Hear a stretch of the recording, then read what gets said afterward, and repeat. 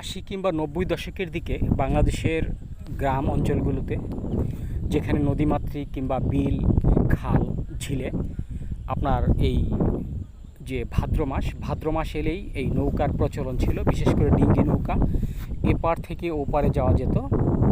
বর্তমানে আধুনিক সংস্কৃতি এবং আধুনিক যন্ত্রপাতির কারণে, যন্ত্রযুগের কারণে এখন বেশিরভাগ অঞ্চলগুলোতেই আপনার বিভিন্ন জায়গায় ব্রিজ, কালভার্ট হয়েছে এবং ইঞ্জিন চালিত নৌকা হয়েছে।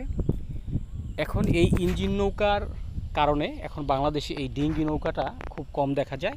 আজকে আমি আপনাদেরকে এই দৃশ্যটা দেখাবো। এই দৃশ্যটা এটা হচ্ছে আমাদের ঢাকা মহানগর উত্তরের একেবারে শেষ প্রান্ত ভাতুরিয়া বাউথার আপনার অঞ্চল। এখানে এসে আমি দেখলাম যে বেশ কয়েকটি নৌকা এখানে তীরে ভিড়ে রয়েছে। এই যে অঞ্চলটা দেখছেন এটা হলো আপনার তলনা, এটা হলো খিলক্ষেত, আর ঠিক ওই প্রান্তটা বিশেষ করে ওটা